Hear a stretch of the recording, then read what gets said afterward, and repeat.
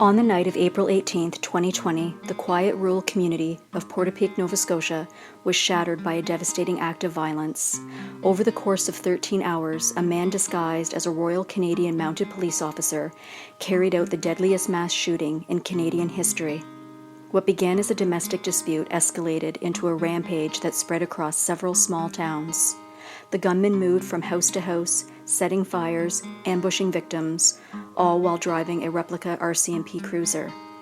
The disguise and vehicle allowed him to evade detection and extend the tragedy across miles of rural roads and nearby communities.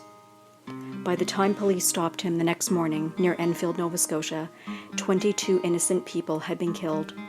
Friends, neighbors, nurses, teachers, and first responders. The scale of loss shook not only Nova Scotia, but the entire nation.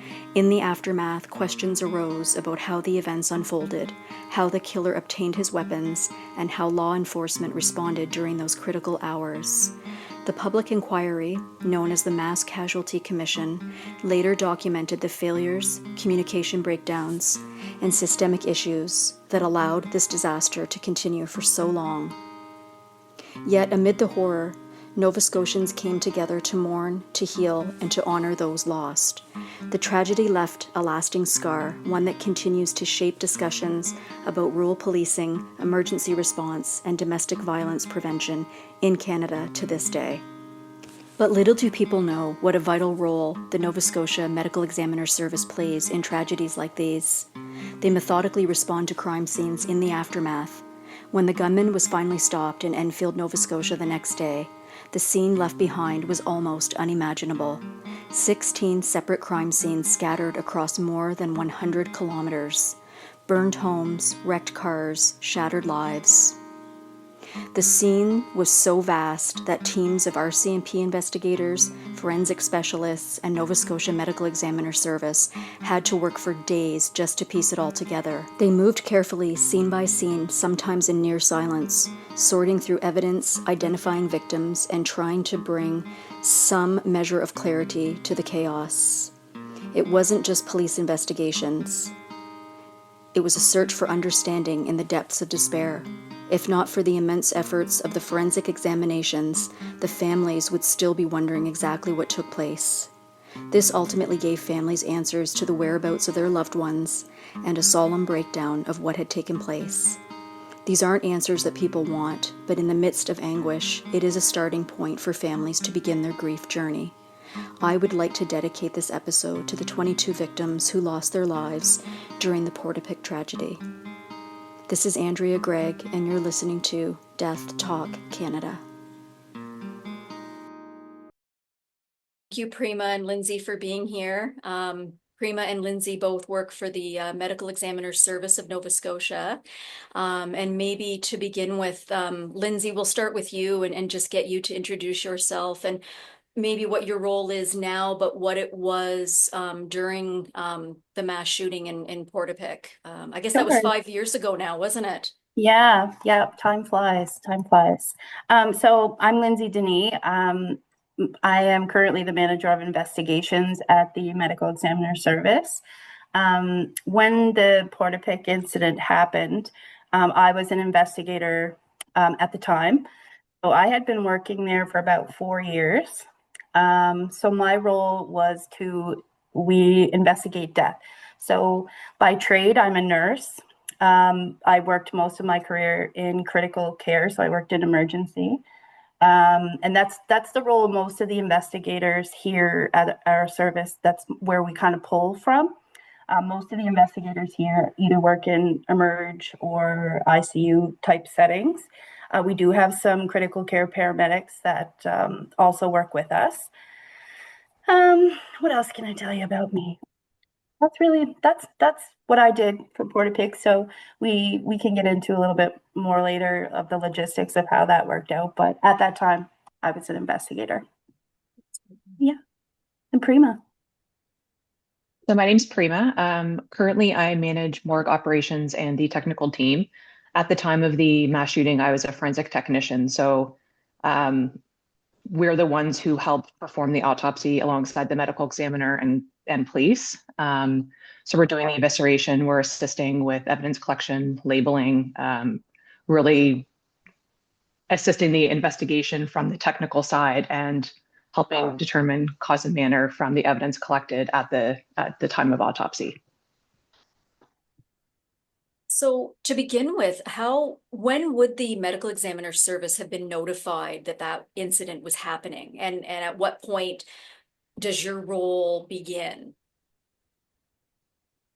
I can go first. Again, Prima and I had, although we're both on the same team and we're all there for ultimately the same goal, we have very different roles. So for me, I guess we get involved ideally as soon as other agencies are notified about an incident.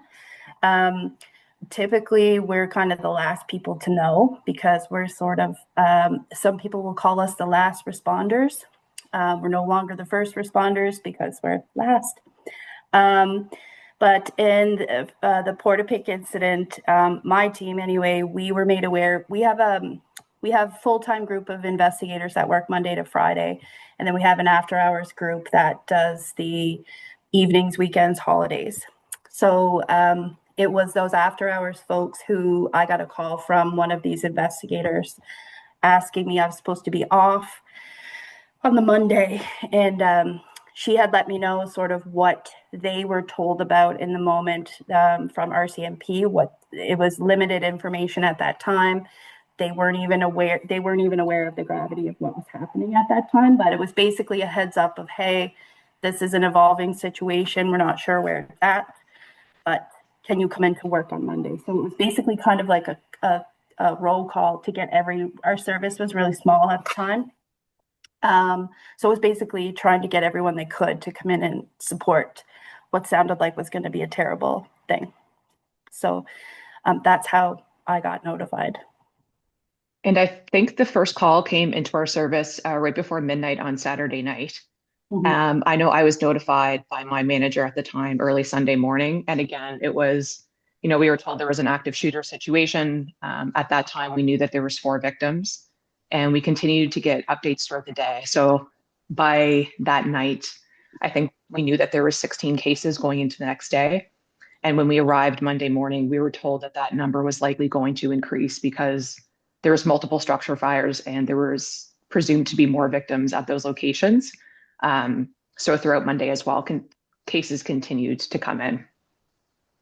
One thing that just came to mind, was this something that you would have responded to any of the scenes before it was, before the person was apprehended? Were there sites that you guys were responding to, not realizing that it was all connected? Like, do you know what I mean? Yeah. I think we were aware by the time we got involved. I think they were sort of aware of the situation and what we were going to be looking at. Typically, in any homicide case, we would respond to that when police call us to let us know about the incident. Obviously, safety was our first concern for not only them, the RCMP, but for ourselves as well. So once we were given the all clear to go to these scenes by police, then our team responded to those. But in any homicide case, RCMP have to tell us, or major crime tells us when we can come and attend these scenes because they also have to do their processing of it. Yes. So that's kind of how that works.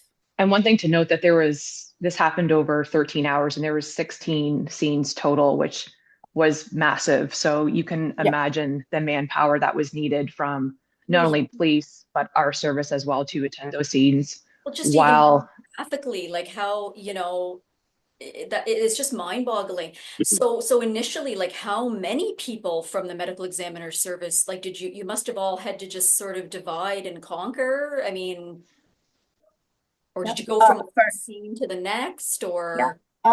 Basically, the investigators, anyway, I can only speak for the investigators, but our team divided into 2. So we called in every person we had. I think collectively, our entire team was called in for this. So we had our full-time people, our after hours, and some casual investigators as well. Everyone came in because what some people don't really, I guess, appreciate is that a regular day for us was happening on top of this. So again, we're a really small service, and we're not. I don't want to say we weren't equipped, because we definitely were, but we were. This was not something any of us had ever seen or ever had been used to. But we divided into two teams. So majority of our team, the investigative team, went to the scenes with one of the medical examiners, and the other two, myself and another investigator, stayed behind to help the families. So we got in touch with the families. We got in touch with the family liaison through our CMP, and would kind of coordinate, okay, when you talk to this family, let me know, and then we'll take it from there, kind of thing. Just to try to alleviate some of the stress off of the police, where they weren't able to get in touch with all of these families because there was so many calls coming into them that they just couldn't keep up.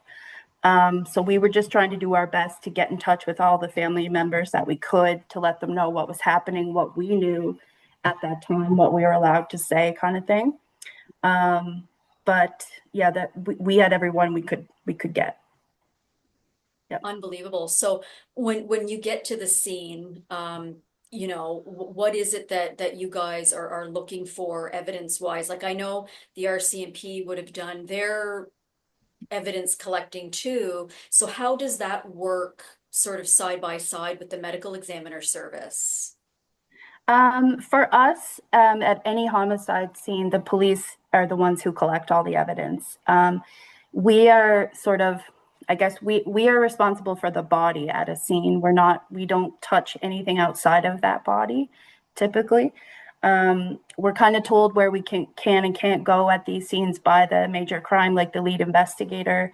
And we really just try to work in collaboration with them of, we're going to take this with us. But usually it's Prima's team who hands over any kind of evidence to them, and she can speak to that, what happens on the morgue side.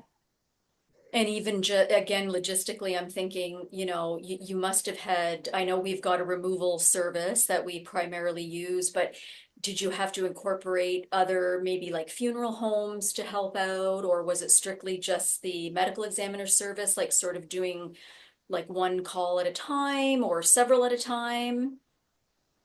Prima, do you know the answer to that? I'm not. I think believe it was just body removal services that were bringing the bodies in. Yeah. Well, and Yeah. like you had said, Lindsay, I mean, mostly everybody there, I'm sure even the most seasoned people probably had never seen anything like this before. I mean, it No. just, as much as we all think we've seen it all, I mean, there still must have been a major shock value. Oh, yeah. Yeah. I think for the most, I think the body transport people, like, they also have a large team of people, and I think they called in as many people as they could, and maybe had some assistance from local Yes. funeral homes in that area. But I think, collectively we got most of those victims to us as quickly as we could. Absolutely. Yeah. And Absolutely. because the scenes were spanned like over different locations, and there was a time lapse between when people were found, there was a little bit of delay, Yeah. which was almost helpful in the sense that, everybody didn't arrive at once. It was, Yes. it allowed us to get some work done before new bodies came in. That's right. For the scenes, in terms of the technicians, COVID had added an additional layer in terms of difficulty in dealing with these cases.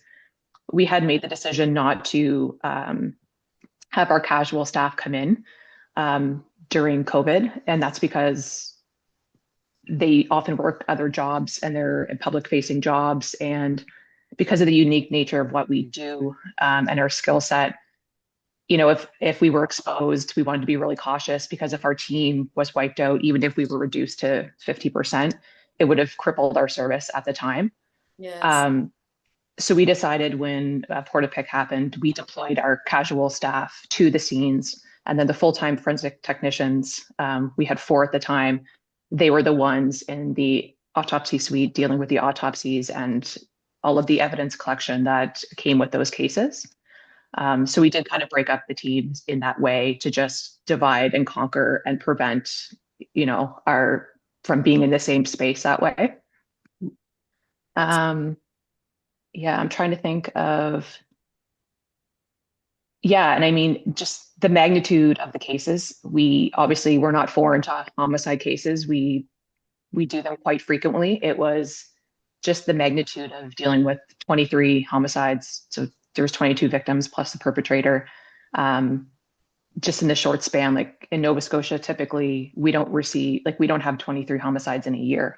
No. So having that within 48 hours, you know, none of us had really dealt with a mass casualty situation of that volume before. So it was really, there was a lot of logistics and workflow and operations that we had to figure out. And there was a lot of pivoting and, you know, changing what we initially had planned. So yeah, it was. And the average person, Prima, I don't think can appreciate or, of course, realize, you know, what is involved in that whole homicide procedure of the autopsy. I mean, the evidence collection and how, you know, carefully you need to be labeling and chain of custody and keeping everything just so, and, you know, recording everything. And it's very meticulous. You know, this isn't something that's done, you know, in an hour. It's several hours, you know, and per person. I mean, I don't think people realize how much is involved. So I mean, I can certainly appreciate it, but you know, the average person, and then Lindsay behind the scenes, I mean, I kudos to you. I mean, you guys, everyone asks me, how do I do what I do for a living? But I mean, what you guys do is pretty spectacular. And again, I don't think the average Joe knows. You guys are like the Wizard of Oz behind the curtain, you know, helping all of these families and solving crimes and, well, helping solve crimes and, you know, homicides, and people have no idea. And I think Nova Scotia is very lucky to have you, you know, Thank you. as you know, Thank you. it's true. Wow. So how much did forensics play in sort of putting this homicide and this investigation, you know, to an end, to its entirety? I mean, I think the forensics piece came in with, you know, the identification process was there was a lot of forensics involved in that. And I mean, I'm Prima side definitely is way more involved in that than the investigative side. So she could probably speak more to that. Yeah. So, like you mentioned, Andrea, homicide cases are very time consuming, and that's just because of the nature of the case and what's at stake as well, because these cases often go to court. So you want to make sure that you have everything you need, that everything's labeled, documented, chain of custody is respected. In this case, the evidence that was collected is anything from like DNA swabs, fingernail clippings, hairs, fibers, any type of projectiles, sometimes clothing and personal items like jewelry is retained. It's really fingerprints. Yeah. It's really case specific. But again, because of COVID, typically we work alongside the police during the autopsy. So the forensic technicians, the medical examiners, and our photographers, we work diligently together to collect, label, document, you know, store the evidence until it's being released to police. But in this circumstance, police weren't attending the autopsies because obviously they were needed elsewhere and because of COVID restrictions. So that added to the work that we had to do, and that we were doing all of the bulk of, you know, bagging everything, labeling, doing the double check. And at the end of the day, we would sign it over to the police. But yeah, it was a lot of documentation. It's a lot of photography. It's a lot of x-rays. It's making sure that you have everything you need from an investigative purpose. And you brought up a good point too. I mean, oftentimes the medical examiners do have to appear in court cases and testify to the evidence and the autopsy procedures. So I'm guessing that must have been a big part of this, perhaps. Or I mean, I know we kind of knew what happened in this case, but I'm sure a lot of that evidence played a factor in putting it all together. Yeah, and a lot of it is just giving the family answers, right? Like being able to provide answers to their questions when the autopsy is done. But for the most part, the perpetrator, the case wasn't going to court. No. So that was a saving grace in the sense that, you know, that step didn't need to be taken. but it didn't mean that we treated it any different. The integrity of the case was still the same. What we collected, nothing changed in that regard. Absolutely. You must have learned an awful lot procedurally, from this, and has that made any major impact to how you do your investigations now? Or are you maybe more prepared in case, sadly, in this day and age that we have to think about these things? I would think we're definitely much more prepared now, and I think a lot of lessons came out of that for everybody involved in Portapique. But that's my opinion, anyways. I don't know, Prima, if you feel any differently. Yeah, I think because of that incident, we obviously have, the foundation next time of like what worked and what didn't work. So we would be going into the situation with more knowledge and expertise than we had prior to that. So, I mean, I guess that's a silver lining with things like this, is that you learn and you hope to do better the next time and you hope to be more prepared. But in this grand scheme of things, I don't think, the police, I don't think our service, I don't think anybody in the province was prepared for the nature of what happened. So, everybody worked hard together and everybody was really focused on getting the work done. And we did the best we could based on the circumstances and Absolutely. how it all played out. And Lindsay, back to the sort of investigative end of things, like if you don't mind, maybe like running through just sort of when you get to a scene, like sort of what is your team's job, like from start to finish of what you need to do there? Yeah.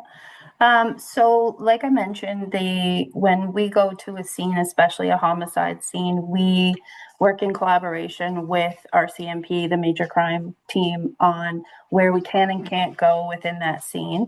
And our main goal basically is to remove those bodies and bring them back to our facility. Depending on the situations, sometimes we may have to take evidence with us that's there. Other times police will seize it. It really, that's kind of case specific. But that's typically what we do. We are there to solely, in homicide cases only, we are there to take the body out of that scene and let the police carry on with their investigation. Absolutely. And Yeah. again, that would have been very pivotal, because I'm sure that by the time those scenes were cleared, that would have been, quite a priority, Yeah. for Yeah. many reasons. Well, and not only that, it was also the priority of giving these families some answers as to where their loved ones were, and confirming for them that they had actually died. And because there were so many rumors at that point in that small community flying Yeah. around and everyone, yeah, I mean, it must have been Yeah, so. so many, lots of speculation, lots of things flying around, and a lot of misinformation given to these families, which was really not helpful to them. So we were just trying to do our job and also help them get some answers when none of us had any answers at the time. And again, the shock must have just been, I mean, we've all seen horrible things, but I mean, well, I think it is the worst mass shooting that Canada has ever Yeah, experienced. I mean, yeah. period. And And hopefully it's the last, but I sure hope um, so. I think for us, anyone working at our service is not that we're used to seeing these things, but if this isn't something you can do where you kind of have to remove yourself from what you're looking at, I guess it's probably not the place for you. Everyone here is great we're really good to look after each other, make sure everyone's coping okay, and if you're not, there's supports in place for that. But I think overall we did it well in that, but now we know we can do better. And again, I think, and for me, even as a funeral director, I mean, I've been to many scenes, but it's always like we're there, to help this family, and it's not specifically or personally our loss. We're there to help this family that's unfortunately experiencing this horrible loss. And I think that's how people like how we, deal with it, is that it's not ours, thank God this time. but it could be. I mean, Yeah. it's Well, terrible. I think that definitely the nurse comes out of the investigators anyways for, you know, and the paramedic of that, like that helping, caring part comes out in this job in situations like that where you're like, okay, in this absolute tragedy, what can I do to help these people with the limited information we had at the time? So it was basically just even touching base with them to let them know, you know, we believe we have your loved one here. This is what the next step will be. This is what it's kind of like walking them through a very chaotic phase of their life that, you know, no one even knew what was going to come. So And oftentimes you might have been the only link that these people had to get any information, period, yeah, you know? yeah, Yeah, yeah, absolutely. And Wow. identification was huge in this case because we yeah, had a lot of unidentified people. So, being able to say for sure, like Lindsay mentioned, that this was your loved ones, they are in our custody. This is the procedure and what you can expect. I'm sure it brought people, I don't know Closure. what yeah, Yeah. I mean, closure, yeah. yeah, a little comfort maybe of at least comfort. knowing, you know, they were given a little bit of something in a dark period, you know. Mhm. That's my Absolutely. hope anyway. Yeah.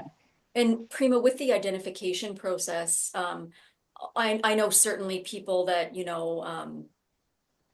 like aren't too disfigured. I can't think of a better way of saying that. Like sometimes, like do families like come in to do a physical viewing to say, yes, that is my loved one? Or is it photograph? Is it up to them? How does that work? We used to do people coming into the facility and printing off a photograph. So now we take photographs, and just because people are spread across the province, we send it through secure transfer, and then the family just lets us know if it is their loved one or not. So in terms of identification, like visual ID is very common. Obviously, if they're not disfigured in any way, that's the preferred method because it's quick. DNA, dental records. Sometimes we can, if they have had surgery or any devices inside them, we can get the serial number and make an ID that way. Tattoos, I guess. Yeah. Yeah, Definitely sometimes in mental records. circumstantial in cases we'll expect circumstantial evidence if we don't have anything else. So tattoos, if they have any unique anatomy or anomalies on the body, that can be used. Fingerprints Dental is common as comparisons. well. Dental comparisons, yeah. Right. So like I know that there were some fires involved. So did anybody like have to be identified through dental records and like was that process? Because I know sometimes that can be much longer process waiting for things like that. Was that involved in this case or not so much? Yeah, we had a mix of different types of identification in this case, from visual to DNA to dental. And we were lucky that we had somebody who was able to fly in to assist with that we consulted with, Wonderful. which helped speed the process up. Yes. Yeah. Oh, that's Yeah. great to hear too. Yeah, people, you really know that there's, we're a community when things like that happen and people are willing to come in and help out. That's kind of impressive too. Yeah, it's just being able to pull resources and, it's a unique industry, it's a unique skill set. So having those people to assist and, it makes all the difference. And if something would happen in another part of Canada, obviously our service would do the same thing, Same thing. anything that we could do to help.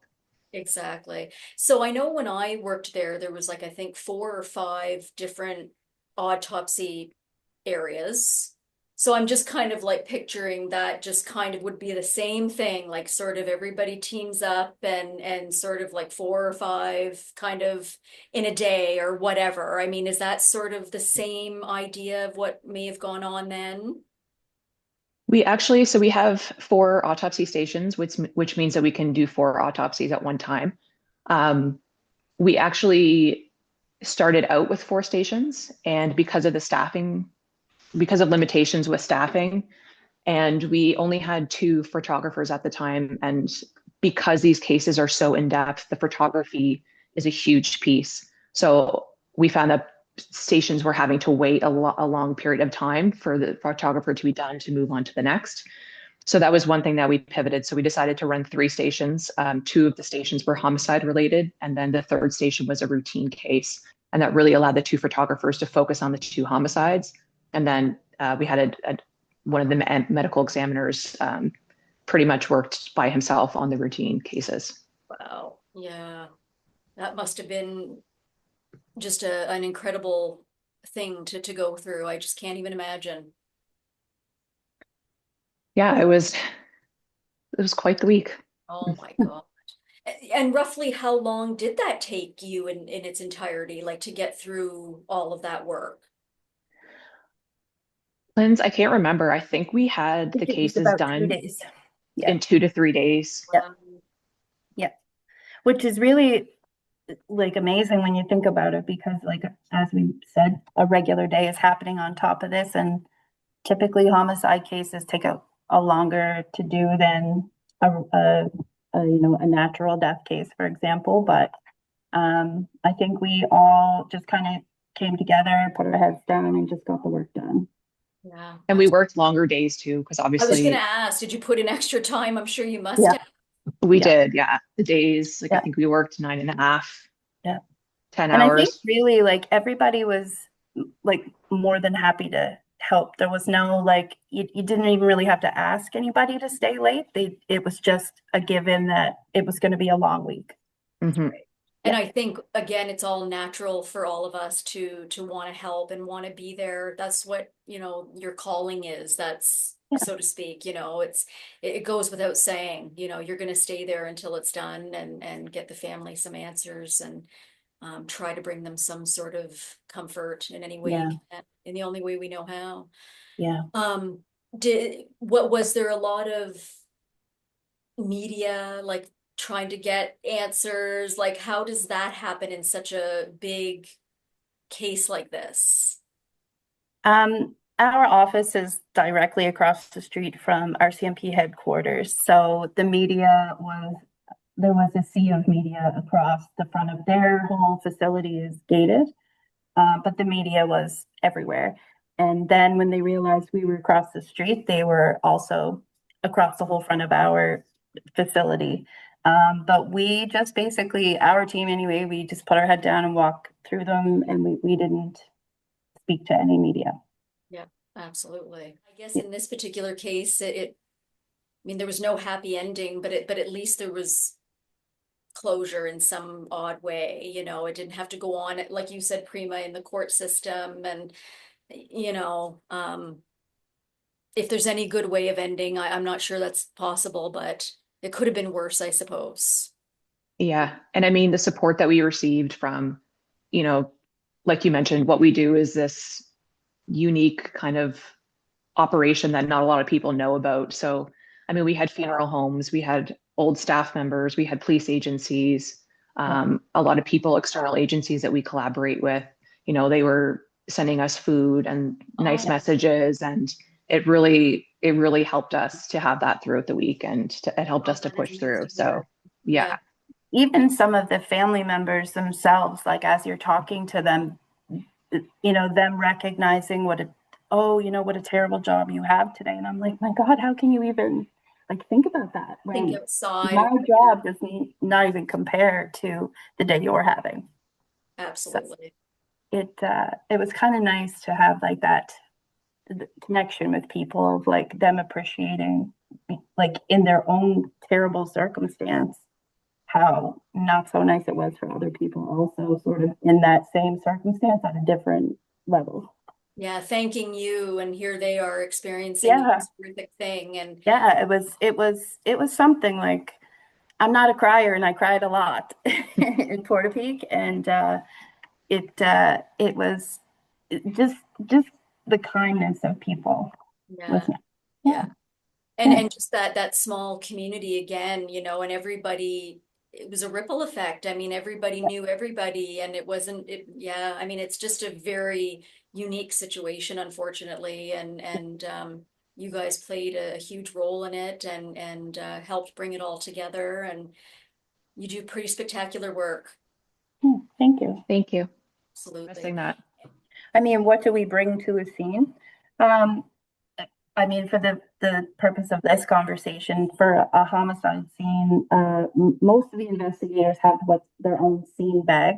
So it's just got equipment in it for collecting evidence, stuff like that, Tyvek suits, masks, gloves, stuff like that.